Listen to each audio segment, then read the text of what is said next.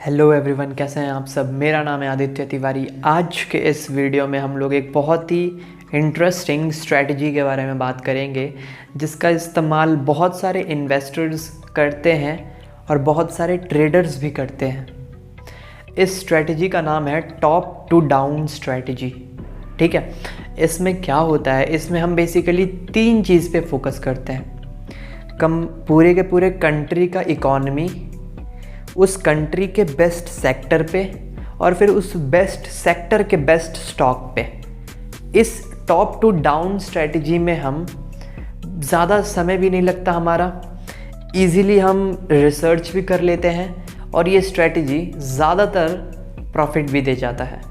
तो इस स्ट्रैटेजी पे हम डिटेल में बात करने वाले हैं, तो इस वीडियो को लास्ट तक ज़रूर देखना। और अगर ये वीडियो अच्छा लगता है आपको तो इस वीडियो को शेयर करना ताकि ये ज़्यादा से ज़्यादा लोगों तक पहुंच सके और मेरे एम में, मेरे इस मिशन में आप लोग भी थोड़ा सा साथ दे सके मेरा। नंबर 1, सबसे पहले जैसे कि मैंने बात करा, we have to check the economy of that country. आप जिस भी कंट्री में ट्रेड लेना चाहते हैं या जिस भी कंट्री में इन्वेस्ट करना चाहते हैं, उससे पहले आपको उस कंट्री के इकोनॉमी को समझना होगा कि वो कंट्री का इकोनॉमी कैसे काम करता है। ठीक है, जैसे कि वहाँ का जीडीपी कैसा है, जीडीपी ग्रो हो रहा है कि नहीं हो रहा है, पर कैपिटा इनकम कैसा है, क्या कंपनियों को ईज़ है वहाँ पे बिज़नेस करने में, ईज़ ऑफ डूइंग बिज़नेस उस इकोनॉमी में है या नहीं है, वहाँ का पॉलिटिक्स कितना इंटरफेयर करता है बिज़नेस को लेके। ये सब चीज़ें जब आप थोड़ा थोड़ा ऊपर ऊपर समझ जाते हैं तो कहीं ना कहीं आपको पता चल जाता है कि ये कंट्री बिज़नेस के लिए सही है या नहीं है। और जब कोई कंट्री बिज़नेस के लिए सही होता है वहाँ पर हम इन्वेस्ट करने का सोचते हैं। फिर दूसरा होता है कि उस कंट्री के जो सबसे टॉप सेक्टर्स चल रहे हैं उन सेक्टर्स को खोजो। ऑटोमोबाइल्स है, केमिकल है, बैंकिंग है, फाइनेंस है, फिर कंज्यूमर गुड्स है, एफएमसीजी है, फिर मेटल सेक्टर है, फिर रियल स्टेट सेक्टर है। बहुत सारे सेक्टर्स होते हैं, हर कंट्री में होते हैं। तो आपको पहले वो कंट्री खोजना जिसका इकोनॉमी बहुत अच्छा हो। ठीक है, दूसरा उस कंट्री के बेस्ट सेक्टर को खोजना है, बेस्ट बिजनेस सेक्टर को। और जब आप बेस्ट बिजनेस सेक्टर को खोज लेंगे तो आपको उस सेक्टर में बेस्ट कंपनी को खोजना है। ठीक है, बेस्ट सेक्टर हम खोजेंगे, जैसे पास्ट के 1 साल में कौन सा सेक्टर ज़्यादा अच्छा परफॉर्म किया है, वो बेस्ट सेक्टर होगा। फिर उसके बाद कंपनी, पास्ट के 1 साल में उसी सेक्टर में कौन सी कंपनी सबसे अच्छा परफॉर्म की है, उस कंपनी को हम पिक करेंगे इन्वेस्टिंग करने के लिए या फिर उसमें ट्रेडिंग करने के लिए। एग्जाम्पल लेते हैं हम इंडिया का। India is a very big economy, around $3 trillion की इकॉनमी है इंडिया। पर यहाँ पे प्रॉब्लम पता है क्या है, यहाँ पे इंडिया में पर कैपिटा इनकम लोगों का थोड़ा कम है, थोड़ा क्या बहुत कम है। इसीलिए हम आज भी डेवलपिंग कंट्रीज़ में हैं, ना कि डेवलप्ड कंट्रीज़ में। जीडीपी का ज़्यादा होना डेवलप्ड नहीं कहलाता। अगर कोई कंट्री है जिसका जीडीपी ज़्यादा है तो ज़रूरी नहीं है वो कंट्री डेवलप्ड है। अगर मान लो इंडिया का पॉपुलेशन है 130 करोड़ और फिर 130 करोड़ पे $3 ट्रिलियन का हमारा जीडीपी है तो बहुत कम है, ये ज़्यादा नहीं। अमेरिका का आबादी केवल 30 करोड़ है और हम उनसे कितना ज़्यादा है, 130 करोड़ हैं हम, तो हम बहुत ज़्यादा हैं उनसे। और वो अमेरिका का जीडीपी है $28 ट्रिलियन, हमारा जीडीपी है $3 ट्रिलियन, 10 गुना ज़्यादा जीडीपी है उनका हमसे। तो अमेरिका का इकोनॉमी बहुत ज़्यादा मजबूत है, वहाँ के लोग बहुत अमीर हैं। इंडिया का इकोनॉमी ग्रो कर रहा है, यहाँ पे जो पॉपुलेशन है लोगों का, जो यंग जनरेशन बहुत ज़्यादा है, तो ये इकोनॉमी अभी ग्रोइंग स्टेज पे है।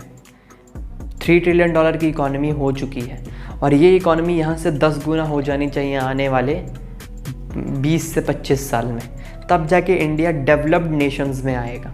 अगर यहाँ से 10 गुना होता है तो आने वाले 20 से 25 साल में तब हम डेवलप्ड नेशंस में आएंगे। इंडिया पे हम एग्जांपल लेते हैं। इंडिया का इकोनॉमी ठीक है, अच्छा है। ईज़ ऑफ डूइंग बिज़नेस भी इंडिया का बहुत अच्छा है, यहाँ पे बिजनेसेस कर सकती हैं कंपनियाँ। ज़्यादा पॉलिटिक्स और बिजनेसेस में उतना इंटरफेरेंस होता नहीं है, ज़्यादा गवर्नमेंट इंटरफेरेंस करती नहीं है, टैक्स भी ज़्यादा नहीं है यहाँ पे। ठीक है, तो यहाँ पे बिजनेसेस को ईज़ ऑफ डूइंग बिजनेस है। उसके बाद इंडिया का जीडीपी अच्छे तरीके से ग्रो करता है, 8%, 7%, 6%, 9% तक का इंडिया का जीडीपी ग्रोथ रहता है। तो इंडिया का जीडीपी अच्छा है, ये चीज़ हमें समझ में आ गया। ईज़ ऑफ डूइंग बिजनेस भी है, लोग यहाँ पे काम भी कर रहे हैं, मेहनत भी कर रहे हैं, इकोनॉमी ग्रो भी हो रही है, बड़ी इकोनॉमी भी है। अब देखते हैं इस इंडिया में कौन से सेक्टर ने पिछले 1 साल में सबसे अच्छा परफॉर्म किया है। तो मेरे रिसर्च के अनुसार 1 साल में सबसे अच्छा परफॉर्म करने वाला सेक्टर है IT sector, information technology sector. ठीक है, हमें पहले हम देखें कंट्री का इकोनॉमी अच्छा है। अब उस कंट्री के इकोनॉमी में कौन से बिजनेस सेक्टर ने अच्छा परफॉर्म किया है, तो वो निकल के आया आईटी, इंफॉर्मेशन टेक्नोलॉजी। अब इंफॉर्मेशन टेक्नोलॉजी में मैंने ये देखा कि पिछले 1 साल में 3 मार्केट लीडर है इस पूरे के पूरे सेक्टर में, टीसीएस, विप्रो और इन्फोसिस। अब इन तीनों का मैंने 1 साल का रिटर्न चेक किया। तो विप्रो का रिटर्न यहाँ आप देख लो, टीसीएस का रिटर्न यहाँ देख लो, और आप इन्फोसिस का रिटर्न यहाँ देख लो। इन तीनों में सबसे ज़्यादा रिटर्न है विप्रो का, सबसे ज़्यादा रिटर्न पिछले 1 साल में दिया है विप्रो ने। मीन्स कहीं ना कहीं इन्वेस्टर्स का, ट्रेडर्स का विप्रो के बिज़नेस को लेके एक्सपेक्टेशंस बहुत ज़्यादा हैं कि ये बिज़नेस आने वाले टाइम में और अच्छा परफॉर्म कर सकती है। तो यहाँ पे हम सही टाइम का इंतज़ार करके विप्रो में इन्वेस्ट कर सकते हैं। ये एक अप्रोच है, टॉप टू डाउन अप्रोच। हमने कंपनी खोजा विप्रो हमारे लिए। देखो, इस स्ट्रैटेजी का एक लिमिटेशन भी है। इसका लिमिटेशन ये है कि जो कंपनी निकल के आएगी इन्वेस्टमेंट के लिए, वो कंपनी कहीं ना कहीं ओवर वैल्यूड रहेगी। तो हमें वेट करना होगा सही टाइम का उसमें इन्वेस्ट करने के लिए। ट्रेडर्स के लिए तो ये नहीं है, इन्वेस्टर्स के लिए हमें वेट करना पड़ेगा सही टाइम के लिए। और ट्रेडर्स को तो बस सही मौका मिलना चाहिए चार्ट के अनुसार उस स्टॉक में ट्रेड करने के लिए। ठीक है, ट्रेडर्स को सही मौका मिलना चाहिए चार्ट के अनुसार उस स्टॉक में ट्रेड करने के लिए, और इन्वेस्टर्स को सही टाइम का इंतज़ार करना होगा जब वो स्टॉक थोड़ा अंडर वैल्यूड होगा, जब वो स्टॉक थोड़ा नीचे आएगा, तब हम उसमें इन्वेस्ट करेंगे।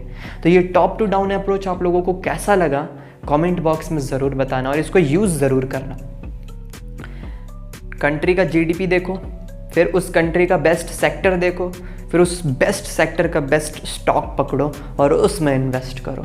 सिंपल है, ज़्यादा टेंशन नहीं है, ज़्यादा दिमाग लगाने की ज़रूरत नहीं है।